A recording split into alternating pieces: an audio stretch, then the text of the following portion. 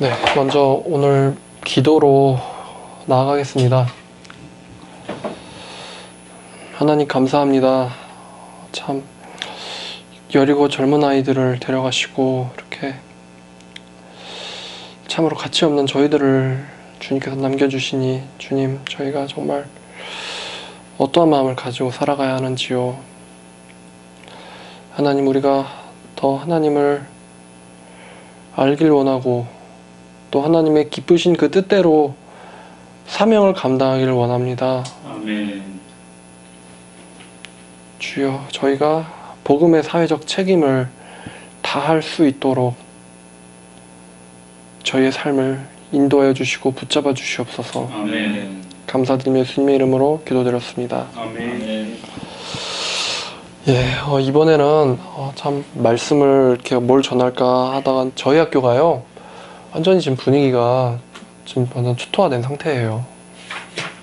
왜냐면 전도사님들 중에 안산에서 사역하시는 전도사님도 있고, 또 어떤 전도사님은 자기가 다니는 교회에 학생들 20명이 실종자 명단에 포함되어 있다. 그래서 지금 너무 좀 다 그래요. 저도 그 소식을 접하고 나서부터, 그 세월호 침몰 사건을 접하고 나서부터 참 많은 생각을 하게 됐고, 또 이게 무슨 뜻인가, 하나님께서 어떻게 저렇게 젊은 아이들을 또 데려가시고 그렇게 하셨는가, 그래서 참 많은 생각을 하게 돼서 또 여러분에게 이렇게 말씀을 전하려고 해요. 말씀이 아닌 말씀이죠. 근데 제가 그 사건을 보면서 느꼈던 거는 자꾸 그것이 교회의 모습과 오버랩이 되는 거예요. 이렇게 겹쳐 보이는 거예요. 보면은 그 사건이 다 그러잖아요. 총체적 인재다. 그것이 뭐가 결함이나 아니면 어떤 예상치 못한 외부의 어떤 그런 공격이 있기 때문에 배가 침몰한 것이 아니라 정말 총체적 인재다. 보면 일단 초기 대응부터 보니까 이상 징후는 되게 초반에 감지가 됐다고 하더라고요. 그래서 배를 이렇게 복원력을 다시 회복시키기 위한 힐링 작업을 시작을 했는데, 그러니까 그 배가 심상치 않다는 거는 이미 위에서 지도층이 이미 알았던 것 같아요. 근데 그러니까 이제 사람들이 그거를 제일 먼저 잘못한 거는 위에서 판단을 잘못한 거죠. 이게 단순히 배가 기울어져가지고 이렇게 갈 수 있는 게 아니라 침몰할 예정인 건데, 그러면은 거기서 지금 진정하거나 가만히 있어야 될 게 아니라 대피를 해야 되거든요. 근데 처음에 이제 지도층이, 그러니까 승조원들 얘기하는 거예요. 이거는 될 것도 같다. 그러니까 다들 선실에서 나오지 말고 가만히 대기해라. 그렇게 얘기를 했던 거예요. 근데 사실 그게 완전히 판단 미스였던 거죠. 사실은 진실은 당장 지금 살기 위해서 다 질서를 지켜가면서 도망을 가야 되는, 대피를 해야 되는 상황이거든요. 근데 오히려 섣불리 움직이면 위험하니까 가만히 있어라라는 잘못된 정보를 위해서 줬어요. 그래서 이제 다들 알듯이 대피하라라는 안내방송이 울리지 않았어요. 대피하라라는 안내방송. 이렇게 해서 생명을 찾아라, 생명을 건져라 라는 이 안내방송이, 그러니까 복음이 울리지 않았던 거죠. 배에서. 그리고 가장 교회가 아니라 가장 그 배를 책임을 져야 될 사람이 끝까지 그 안에 있는 그 어린 학생들을 대피시키고 도와줘야 됐어야 될 사람이 가장 먼저 배를 버리고 도망갔다. 근데 사실 이것이 제가 생각을 해보니까 우리가 어떤 한 사람만 비난을 할 것이 아니라 사실 대한민국 전체에 퍼져 있는 개인주의, 이기주의, 나만 잘 되면 그만이다. 이런 생각들이 그 병폐가 만들어낸 어떤 참혹한 진실이 아닌가 싶어요. 그래서 이제 거기에 대해서 이제 국민들의 분노가 책임자들에게 쏟아지겠죠. 지금 쏟아지고 있죠. 근데 이제 그 상상을 좀 해보면은 정말 그 배가 이렇게 기울어지다가 구하러 오겠지, 구하러 오겠지 하는데 배가 더 이상 이제 어떻게 우리 힘으로는 이제 더 이상 대피할 수도 없는, 대피할 수 있었을 때에는 그냥 대기하라고 해서 대기하고 있었는데 진짜 심상치가 않다. 이제 대피를 해야겠다라고 했는데 더 이상은 이제 뭐 올라갈 수도 없고 대피할 수도 없는 지경에 이르렀을 때 배가 뒤집어지면서 전기가 나갔을 거 아니에요. 물이 들어오니까. 전기가 나가고 그 좁은 데서 정말 아비규환이었을 거예요. 아마 지옥도 그런 지옥이 없었겠죠. 비명소리에, 절망에, 공포와 두려움이 모든 사람들을 지배하면서 캄캄한데 배는 침몰하고 있고 물이 막 차오르고 그때 사람들의 마음이 어땠을까? 정신이 어땠을까? 정말 저는 그 생각을 해봤어요. 근데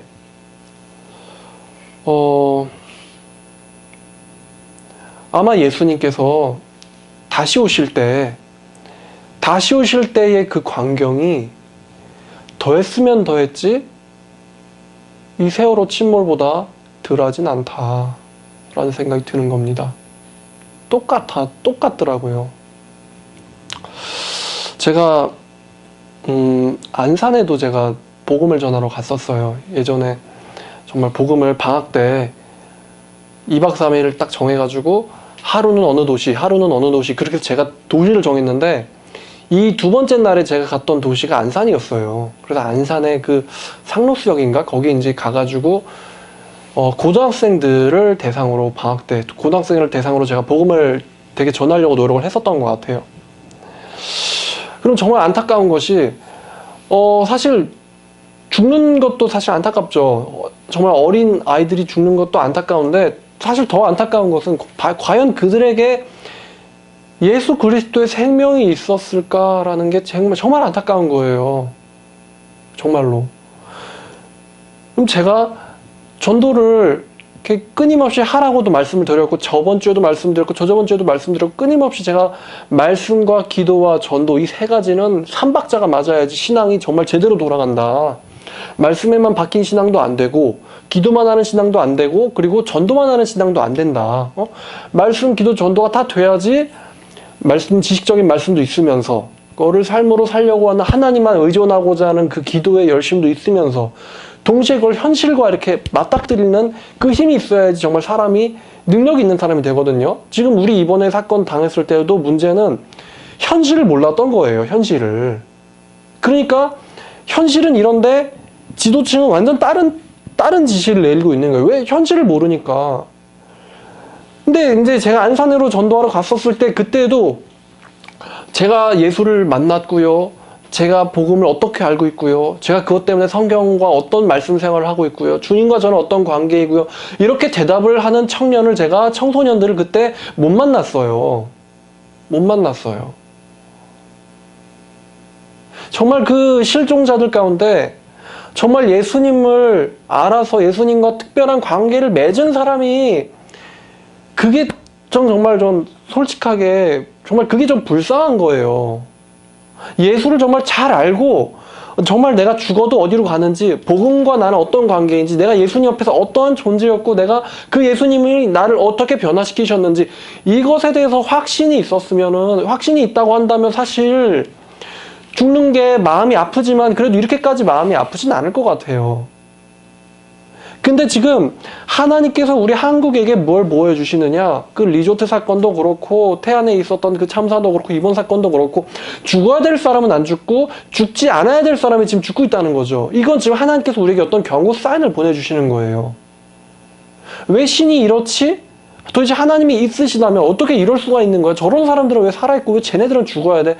다 지금 그런 얘기하고 있잖아요. 온 국민들이. 근데 솔로몬이 얘기했어요. 너희들은 악인이 지배할 때 그것을 이상하게 생각하지 말라. 오히려 그 악인보다 더 높은 사람이 위해서 지켜보고 있다는 사실을 알아라.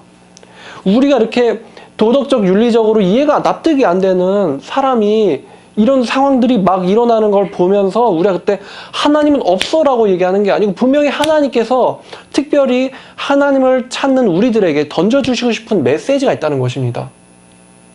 작년에도 그랬거든요.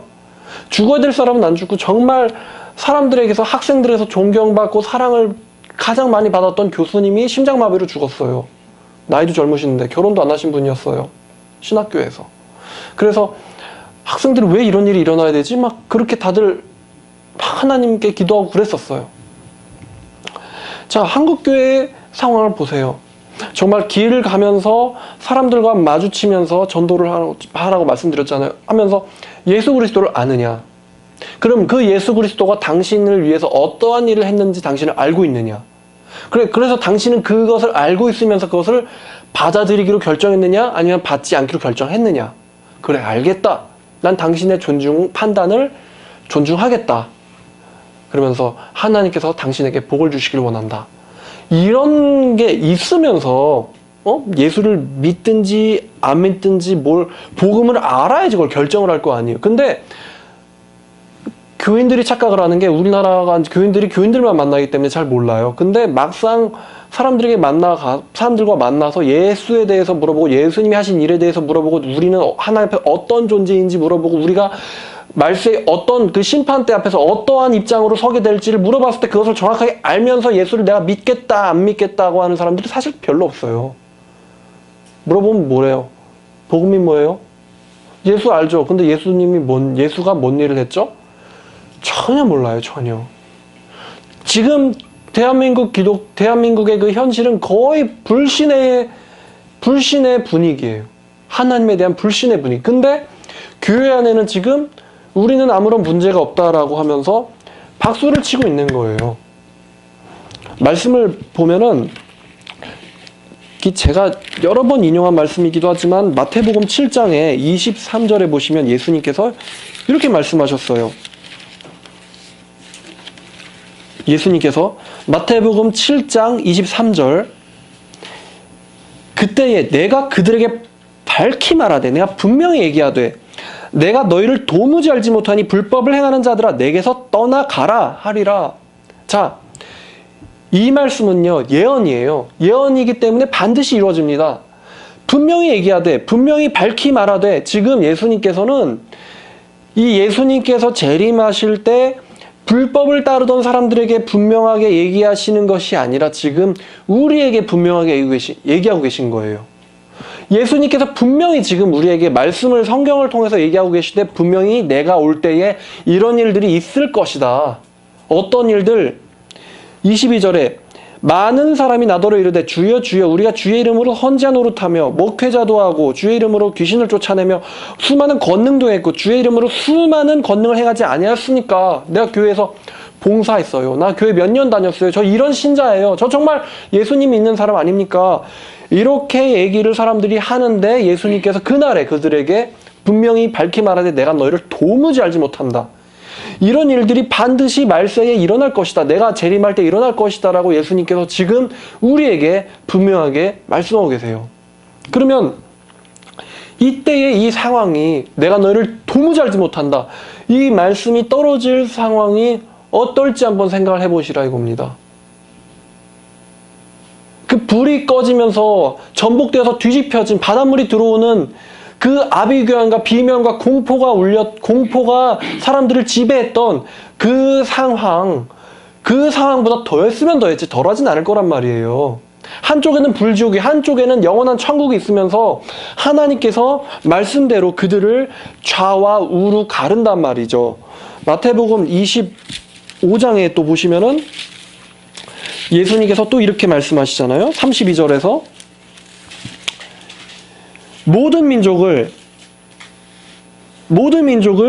그 앞에 모으고 그 예수님께서 앉으신 심판의 그 보좌 앞에 모든 민족을 모으고 여기서 이제 구분을 하시는 거예요. 갈라내시는 거예요. 구분하기를 목자가 양과 염소를 구분하는 것 같이 하여 양은 그 오른편에 염소는 그 왼편에 두리라. 자, 여기서 이 갈라질 때 분명 나는 양이니까 오른편으로 갈라질 거라고 생각을 했었는데 예수님께서 수많은 사람들을 왼편으로 갈라내실 때 그때 그 광경이 어떨지 한번 생각을 해보세요. 일로 가면 천국, 일로 가면은 지옥이에요. 불지옥에 해당하는 그 사람으로서 심판하시기로 하나님께서 갈라내신다는 거예요. 그래서 그들에게 41절 말씀, 또 왼편에 있는 자들에게 이르시되 저주를 받은 자들아 나를 떠나 마귀와 그 사자들을 위하여 예비된 영원한 불에 들어가라고 명령을 내리실 그 상황을 한번 떠올리시길 바라요. 한 장 앞으로 가서 마태복음 24장에 보니까 37절에 노아의 때와 같이 인자의 임함도 그러하리라. 38절 홍수 전에 노아가 방주에 들어가던 날까지 사람들이 먹고 마시고 장가들고 시집가고 있으면서 홍수가 나서 그들을 한 번에 다 멸하기까지 알지 못했던 것처럼 인자의 임함도 그러하리라. 자, 이때에 얼마나 사람들이 그 상황에 아비규환이면서 비명이 있고 절망이 있고 자기들을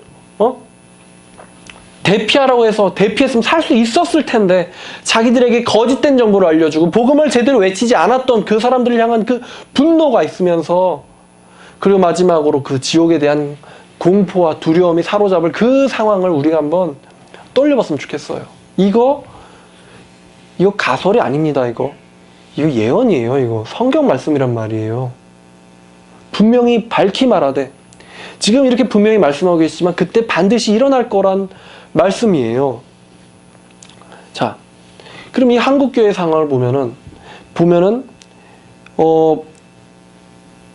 우리 한국교회가 건전하다 하지만 사실 얼마나 한국교회에 이단이 많이 지배하고 있습니까? 어디 말씀 보니까 바깥에는 칼이요, 안에는 기근과 전염병이다 이러는데, 바깥에는 이단이고, 안에는 내적인 세속화와 부패와 우상숭배와 혼합주의가 얼마나 많냐 이거예요. 표면적 이단 말고 내면적 이단.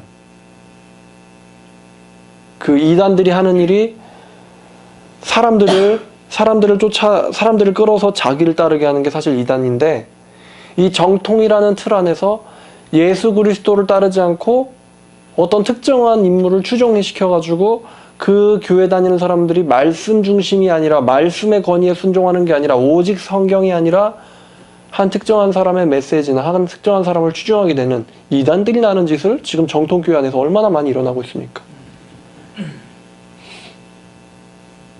요즘 교회가 이단들에게 건물이 넘어가는 일이 찾는 것이 비일비재하잖아요. 그리고 또 통계상으로 한국교회 교인수, 물론 진정한 크리스찬이 아니라 표면적인 교인 이 수이긴 하지만 이 교인 수가 얼마나 빠른 속도로 지금 추락하고 있습니까? 그쵸?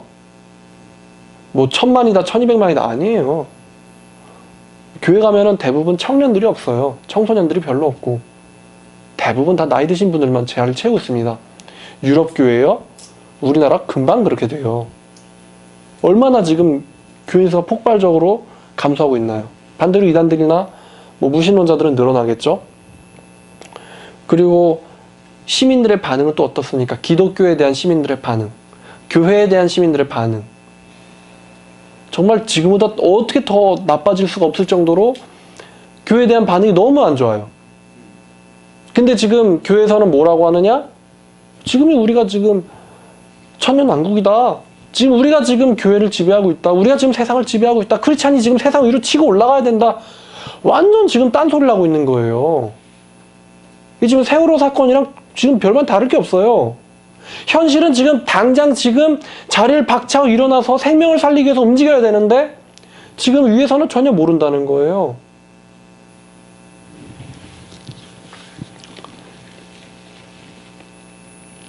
에스겔 말씀 6장을 보니까 예레미야를 보겠습니다. 예레미야 6장에 보니까요. 저희가 예레미야 말씀을 최근에 많이 보잖아요. 그럼 이 예레미야에서 일어나고 있는 일이 사실 현대교회도 일어나고 있고 앞으로도 일어날 거거든요. 일어날 건데 6장 14절에 보니까 그들이 그들이 여기서 얘기하는 그들은 교회의 지도자들을 얘기하는 거예요. 지배층을 얘기하는 거예요. 선장들을 얘기하는 거란 말이에요. 그들이 내 백성의 상처를 가볍게 여기면서 말하기를 평강하다 평강하다 나 평강이 없었도다. 이게 지금 얼마나 그 세월호에서 일어났던 일과 흡사합니까? 대피하면 위험하다. 지금 가만히 있어야 한다. 그게 더 안전하다. 평강하다 평강하다 하는데 평강이 사실은 없었도다. 또 8장 11절 말씀을 보니까요. 8장 11절에도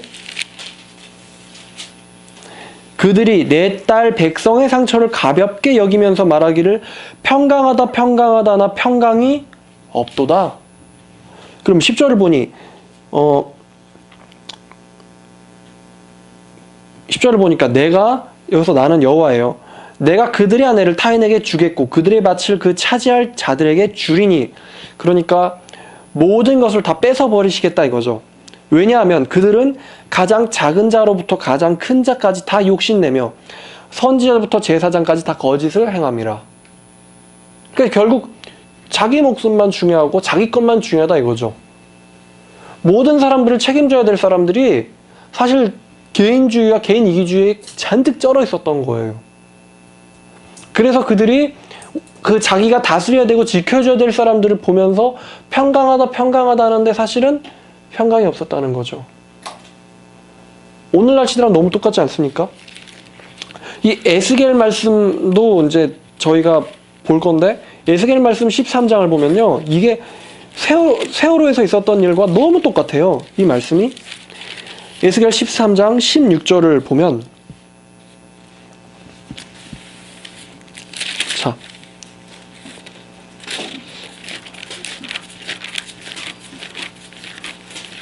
에스겔 13장 16절 말씀을 보니까 자 봐봐요. 이들은 예루살렘에 대하여 예언하기를 평강이 없으나 평강에 묵시를 부었다고 하는 이스라엘의 선지자들이니라. 주 여호와의 말씀이니라. 주 여호와의 말씀이니라.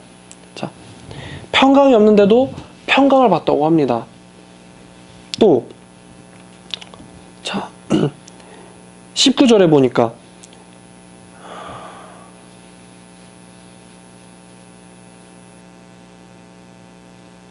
(18절) 하반절부터 보겠습니다.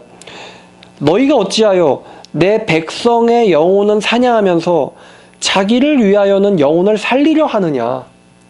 자기를 위하여는 영혼을 살리려 하느냐. 너희가 두어온 금 보리와 두어 조각의 떡을 위하여. 그러니까 결국 다른 사람이 죽도록 내버려 두는데 그 내버려 두면서 얻는 것이 고작 두어온 금의 보리와 두어 조각의 떡이라는 거예요. 별것도 아닌 거. 별것도 아닌 것을 위하여 나를 내 백성 가운데서 욕되게 하여 거짓말을 고지 듣는 내 백성에게 너희가 거짓말을 지어내어서 죽지 아니할 영혼을 죽이고 살아선 안 되는 영혼을 살려두느냐. 그쵸? 이 에스겔 13장 19절 말씀이 얼마나 세월호 사건과 비슷합니까? 죽어선 안 될 사람들을 죽게 만들고 살아선 안 될 사람들이 살아버리는. 그쵸? 근데 지금 이것과 똑같은 상황이 교회 안에서 일어나고 있다는 겁니다. 말씀은 지금 교회에 지금 집중하고 있어요. 살아야만 되는 사람들. 사실은 제가 그런 비유 많이 들었죠. 지금 교회를 보면은 교회가 불이 타서 언제라도 무너져도 이상하지 않은 붕괴되기 직전에 불타는 집과도 같거든요. 교회라는 게 지금. 그러면 지금 그 안에서는 대피해라. 우리가 예수를 붙잡아야 된다. 우리가 세상이 아니라 예수를 붙잡아야 된다라는 말씀이 선포가 있어야만 돼요. 근데 에스겔에서 저번에 봤던 것처럼 파수꾼이 외쳐야 되는데 외치는 파수꾼이 없죠. 그래서 아무도 없기 때문에 예레미야나 이사야 같은 사람이 내가 여기 있사오니 나를 보내소서라고 얘기해서 그 사람들이 가서 순교당하고 그 사람들이 가서 모욕당하고 죽는 거예요. 그래서 지금 외쳐야 되는데 지금 사람들은 우리는 라오디게 교회처럼 우리는 아무런 문제가 없다. 우리는 부유하고 아무것도 부족한 것이 없다. 지금 사실 그래요, 지금. 근데 거리를 나가서 사람들을 붙잡고 물어보면은 하나님 말씀에 대해서 아무것도 감각이 없어요, 사람들이. 이걸 제가 과장하려고 지어낸 말이 아니에요. 지금 이 순간 당장에라도 이 강의를 중단하고 나가서 사람들 붙잡고 예수를 믿느냐? 거의 대부분은 예수 안 믿는다고 얘기해요. 아주 가끔 예수 믿는 사람 교회 다녀야 만나겠죠. 그럼 교회 다니면은 하나님 말씀이 육신이 되어 오신 예수님 사랑하신다고 하셨죠. 그럼 그 말씀은 사랑하시나요? 전혀 말씀을 사랑한다고 얘기하는 사람이 없어요. 그 말씀을 위해서 내가 내 목숨을 걸고는 내가 거룩하게 변화가 되어야 되겠구나 라고 결단하는 사람도 거의 없어요. 그리고 그것을 실제 삶으로 보여주는 사람도 거의 없다는 거예요. 그러니까 길에서 전도하는 사람의 100이면 그냥 90에 99가 다 그냥 이단이죠. 자기 삶 가운데서 내가 정말 예수님을 사랑하고 하나님의 말씀을 사랑하고 정말 그 말씀을 내가 어떤 거든지 내가 희생할 수 있습니다. 그래서 내가 이런 삶을 살고 있습니다. 이렇게 보여주는 사람 찾는 게 정말 요즘에는 바늘찾기예요. 해변에서. 교회 안에서는 지금 한국교회 잘하고 있다고. 지금 완전히 지금 현실을 모르는 거예요. 하나님께서 왜 이러한 사건들을 우리에게 보여주시는가? 지금 뭔가 잘못되어 있는데 그걸 지금 보여주시려고 하는 거거든요. 솔직히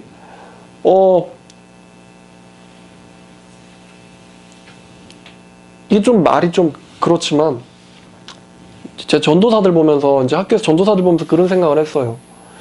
이 전도사들과 저 배에 갇힌 새파랗게 어린 애들 중에 누가 더 사회적 책임이 큰가?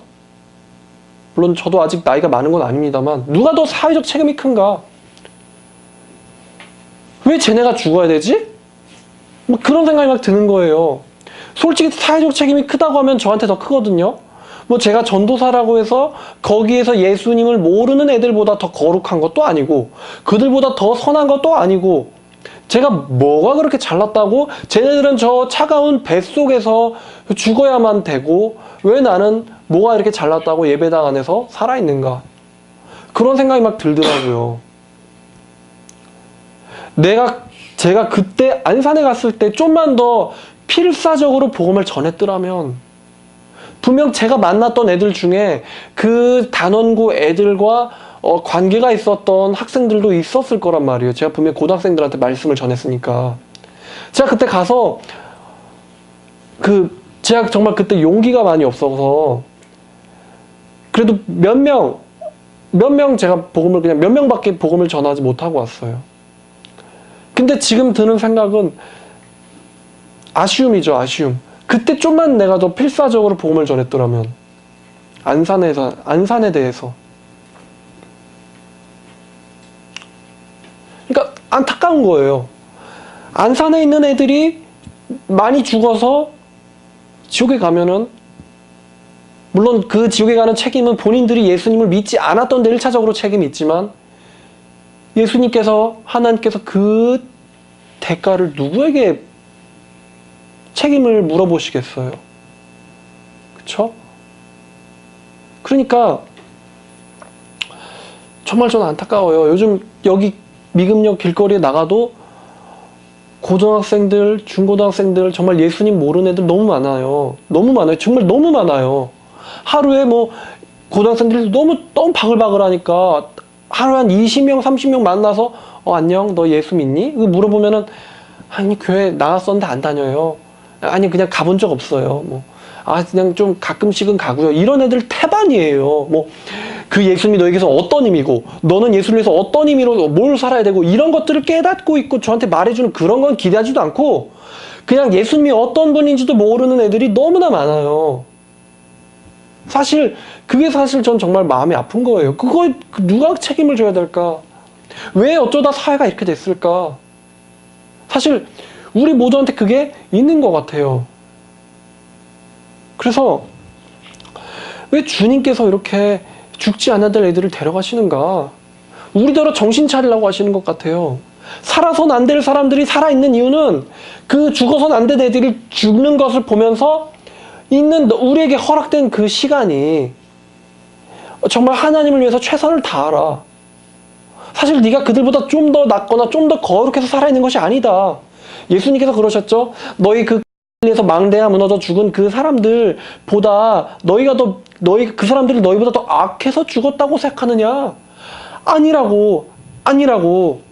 그게 아니라고 예수님께서 말씀하셨잖아요. 그런 것처럼 우리들이 이렇게 지금 하나님 말씀을 가지고 나누고 논하고 이럴 수 있는 기회를 하나님께서 그들이 아니라 지금 여기에 있는 우리에게 허락하신 이유는 사실 우리에게 그 맡겨진 복음에 대한 사회적 사명을 다하라는 거예요. 그때의 안내 방송이 대피하라는 그 생명의 방송이 울리지 않았던 것처럼 사회 속에서, 세상 속에서, 교회 안에서 예수님만을 바라보라라는 그 생명의 복음의 방송이 울려지지 않게 해서는 안 된다. 주님께서 교회면 교회 안에서, 사회면 사회 안에서 우리가 마주치는 사람들을 볼 때마다 우리가 반드시 당신은 예수 그리스도의 방주 안으로 대피하여야만 합니다. 그렇지 않으면 당신에게도 어떠한 재앙이 어떻게 임해서 당신이 어떠한 처지로 임할지 알 수 없어요. 예수님을 만나야만 돼요. 우리가 그것을 감당해야 된다는 거예요. 제 얘기는. 정말 감당해야 돼요. 여러분들 감당하기를 원하십니까? 정말 감당하기를 원하세요?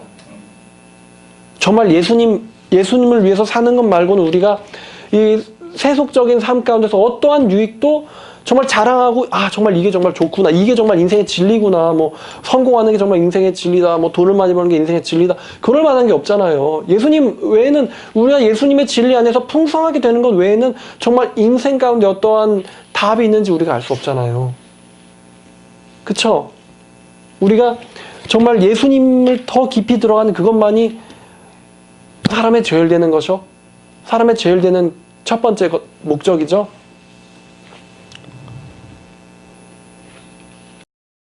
지금 그 어린 아이들을 놔두고 대피한 그 승무원들에게 국민들의 진노가 임하지 않습니까? 근데 저는 앞으로도 똑같을 거라고 보거든요. 앞으로도 하나님이 다시 오셔서 심판하실 때 똑같을 거라고 봐요. 만약에 우리가 하나님 말씀을 맡은 자로서 그 말씀을 사람들에게 전해주지 않아서 그 사람들이 죽고 나서 봤는데 천국과 지옥이 실존하며 자기가 지옥에만 가야만 된다라는 그것을 알게 됐을 때 그 분노가, 그 국민들의 분노가 누구에게로 쏟아질 것인가? 또 뿐만 아니라 하나님의 진노가 자기의 청지기적 사명을 감당하지 못했던 그 삶을 살았던 사람이 있다면 그 하나님의 진노가 누구에게 쏟아질 것인가?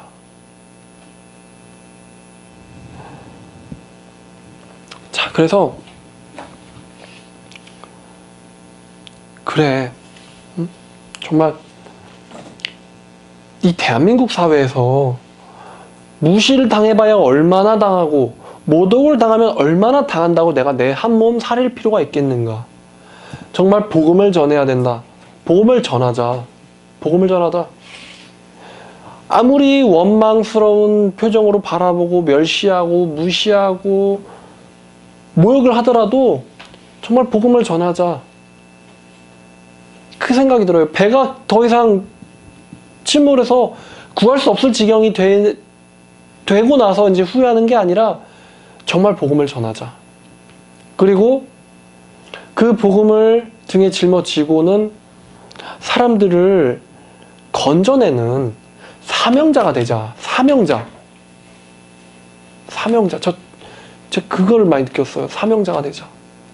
그냥 멀리서 보고는 우왕좌왕만 하는 사람이 아니라 그냥 뭐 비판만 하거나 뭐 어차피 한국 교회 안 돼. 어차피 그냥 다 글렀어. 예수님이 다 오셔야만 돼. 그냥 해결돼. 다 그냥 지옥 가야 된단 말이야. 이렇게 그냥 냉소적이고 그냥 무책임한 사람이 아니라 죽을 땐 죽더라도 가서 하나님의 복음을 전하는 사명자가 되자. 지금 이 시대가 그런 사람들을 필요로 한다. 그 생각을 제가 막 들더라고요. 그 생각이. 이건 제 생각이 짧은 걸 수도 있겠는데 그 안내줄이 되게 중요하다면서요. 수중 탐색과 구조를 할 때. 특히 물살이 빠르고 시계가 안 보일수록, 앞이 안 보일수록 그 잠수부들이 그 안내줄을 붙잡고는, 안내줄이 없으면 이제 배로 못 가잖아요. 그거를 걸려고 지금 며칠 동안 노력을 한 거잖아요.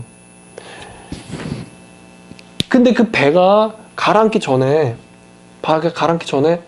그 안내줄을 누가 미리 걸어놨더라면, 정말 그때 구명정도 있었고 구조헬기도 있었고, 그런데 그 안내줄이 이제 그게 생명선이죠. 그 구조하러 가는 사람들한테는. 그게 배가 떠 있을 때, 아직 완전히 침몰하지 않았을 때, 그냥 우왕좌왕하는 게 아니고 누군가가 그때 기지를 발휘해가지고 이 배 분명히 침몰하게 될 건데, 침몰하게 되면 분명히 이제 그 다음에는 수중 구조를 나가야만 되는데, 그 침몰하기 전에 지금 아직 저기 난간이 보이고 배의 그 기둥이 보일 때 거기다 빨리 안내줄을 미리 걸어놔야겠다. 만약에 누가 그렇게 조금만 생각이 빨랐더라면 아마 그날 당일에 잠수부들이 그 안내줄을 잡고 들어가가지고 막 침몰한 그 배에서 생존자들을 데리고 오지 않았을까 하는 아쉬움이 좀 남더라고요. 그러니까 지금 교회도 그래요. 교회도 보면은 수백만 한국교회 교인들이 교회가 뭔가 잘못돼 있다는 건 다 인식은 하고 있어요. 뭔가 잘못돼 있다. 정말 어지간히 그 세속화된 교회에 찌들어 있지 않는 이상은 뭔가는 잘못돼 있다는 건 인식은 하고 있어요. 그런데 여기서 중요한 건 무엇이냐? 우리가 무엇을 어떻게 해야 되며 어떠한 각오로 그것을 우리가 해나가야 되는가. 이게 사실 되게 두 가지가 중요한 교회예요. 한국교회가 회개해야 됩니다. 주님께로 되돌아가야 됩니다. 정말 그건 다들 인정해요. 그러면 뭐가 여기선 중요하냐? 어떻게? 그리고 누가? 이게 중요한 거예요. 우리가 한국교회를 어떻게 살려내야 됩니까? 말씀으로 돌아가야 돼요. 우리의 삶이 얼마나 예수님과 떠났는지 에스겔 말씀을 가지고 저번에 에스겔 8장 9절에 8장 9장을 우리가 보면서 사실 내 생각에서는 하나님을 잘 믿고 있는 것 같은데 하나님의 눈으로 보셨을 때는 그 교회는 완전히 혼합주의에 빠져 있었거든요. 그래서 하나님께서 당장이라도 멸망시키시지 않으면 안 될 입장이었는데 우리가 그것을 말씀을 통해서 우리가 돌아본단 말이에요. 제가 그래서 베드로에게도 많이 말씀드렸어요. 내 생각에선 내가 하나님의 순교자인데 하나님이 보셨을 때 너는 부인하고 도망갈 놈이다. 그거를 어떻게 알게 되냐면은 주님의 음성의 그 말씀으로 우리가 알게 되잖아요. 그러니까 성경을 통해서 자기를 비춰봐야 돼요. 내가 옳은 것 같은데 사실은 말씀 비춰봤더니 아니었구나. 그거를 솔직하게 인정을 해야죠. 우리가 지금 서 있는 곳이 안전지대가 아니구나 라는 걸 인정을 해야죠.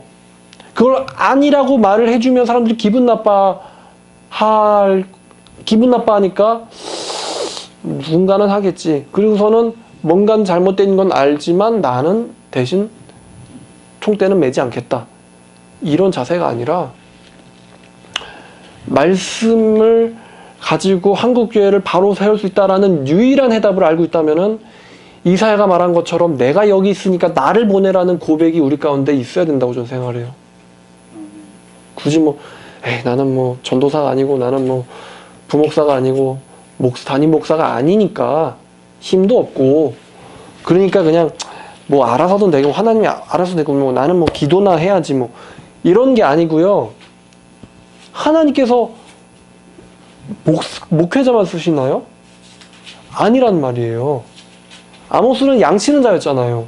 양치는 자였는데 하나님께서 그 사람에게 가라고 말씀을 하셨을 때 그 사람이 갈 수 있는 말씀에 대한 확신과 열정이 있기 때문에 하나님께서 아모스를 부르신 거잖아요. 그쵸? 한번 아모스 말씀 볼까요?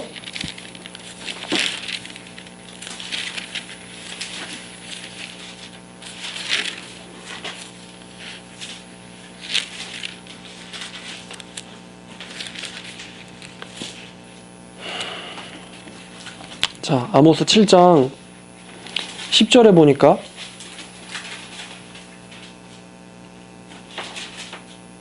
아모스 7장 10절을 보니까 이때에 베델의 제사장 아마샤가 이 사람 제사장이네요. 참 제사장인 주제에 아마샤가 이스라엘 왕 여로보암에게 보내어 이르되 이스라엘의 족속 중에 아모스, 이 선지자죠. 하나님의 선지자예요. 아모스가 왕을 모반하나니 그 모든 말을 이 땅에 견딜 수가 없나이다. 그 모든 말이 뭐예요? 바로 돌아오라, 우상에게서 떠나라는 복음이었죠. 그 복음을 우리가 견딜 수가 없나이다.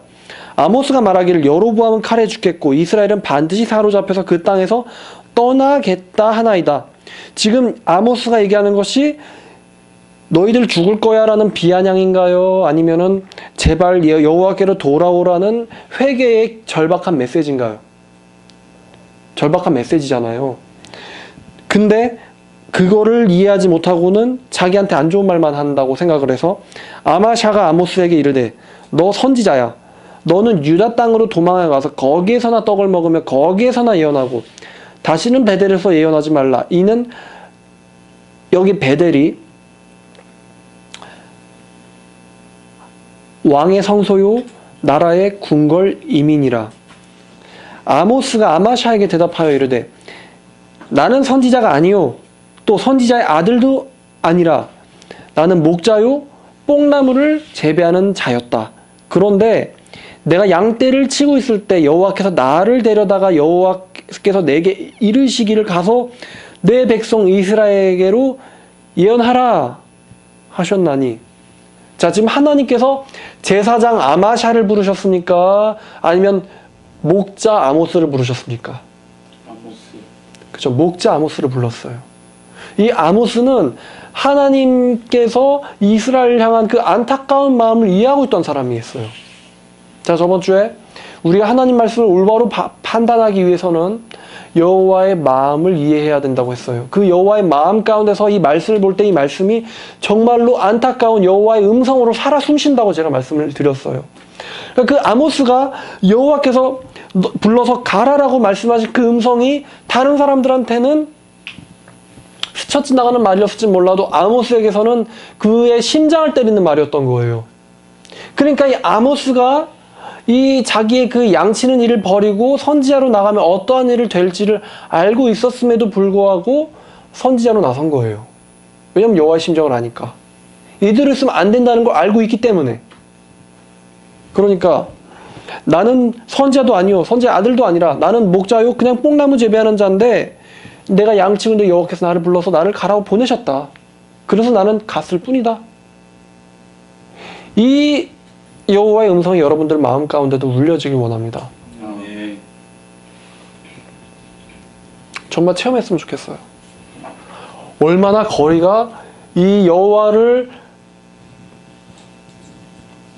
하나님을 무시하고 모욕하는 그 소리가 얼마나 지금 거리에 창궐한지, 얼마나 지금 세상이 기독교를 멸시하고 있고 얼마나 세상이 하나님을 안 믿으려고 발버둥 치고 있는지. 그리고 교회에서는 마치 아론이 그 금송아지 만들었을 때 백성들이 앉아서는 먹고 마시며 일어나서는 뛰논다고 하는데 교회도 똑같죠.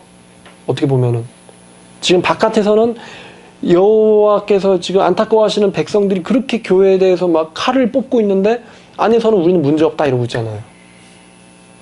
그러니까 우리가 나가야 돼요. 진짜 중요한 게 실력도 실력인데 현실을 알아야 되니까 나가서 사람들과 대화를 하고. 그러면 저한테 뭐 요즘 기독교 전도하는 시대도 아닌데 막 무슨 전도하라고 하냐고, 관계 전도가 중요하다고 그렇게 말하는 사람들이 있거든요, 저한테. 근데 그게 아니라 정말로 우리가 준비된 마음을 가지고 준비된 인격을 가지고 겸손하고 예의 바르게 그들에게 나아가서 나는 예수 믿는 사람이고 그리스도인이며 당신에게 예수님이 어떤 일을 하셨는지를 전하려고 왔다라고 했을 때 사람들이 무조건 갑자기 욕부터 날리는 게 아니라 들어주려는 마음이 있어요. 안 부딪혀 봤기 때문에 할 수 없다, 안 될 것이다 라는 선입견을 우리가 갖고 있는 거예요. 근데 있다는 거예요. 그래서 우리가 부딪혀서 그 사람들에게 이 저 침몰하는 배에서 나와서 그 여호와께서 성장 되신 그 구원의 방주로 넘어와라 라는 이 구원의 메시지를 우리가 전파하기 위하여 노력할 때, 부딪힐 때 주님께서 또 우리를 크게 쓰실 줄을 믿습니다. 아멘. 예, 오늘 말씀 마치고자 합니다. 그래요. 지금 시대가 정말 일꾼을 지금 찾고 있습니다. 지금 일꾼이 뭐 어디에 따로 있는 게 아니에요. 우리가 일꾼이 돼야 돼요. 우리가 사람의 일꾼이 아니라 하나님의 일꾼이 돼야 돼요. 우리가 복음으로 단련되고 기도로 인격을 준비하고 하나님을 더 의지할 줄 아는 그러한 능력을 우리가 얻게 돼. 하나님 의지하는 것도 능력이거든요. 기도를 통해서 하나님만 더 의지할 수 있게 되고, 그리고 담대하게 가서 사람들에게 여호와의 그 복음을, 구원의 안내 방송을 선포할 수 있는 사람들 되기를 원합니다. 아멘. 기도하겠습니다. 하나님, 정말 올바른 진실을 외치는 자가 없어서 수많은 사람들이 죽는 것을 우리가 눈앞에서 보고 있습니다. 주님께서 말씀을 통하여 교회가 또 말세에 주님 오실 때 그렇게 될 것이라고 주님께서 예언하셨지만, 주님, 우리가 그 하나님께서 이스라엘 백성들을 보시며 안타까워하셨던 그 사명을, 그 귀한 사명을 감당하는 자 되기를 원합니다. 아멘. 정말 제가 안산에 갔었을 때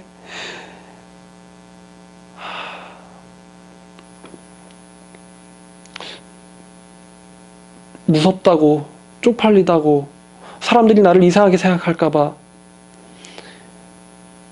주저했던 것이 아니라 한 명이라도 좀 더 필사적으로 복음을 아이들에게 전했었더라면 하는 아쉬움이 지금 계속 있습니다. 주님, 우리 가운데 하나님의 그 사명을 감당하는 사람이 일어나게 도와주시옵소서. 생명을 살리는 삶 살기를 원합니다. 아멘.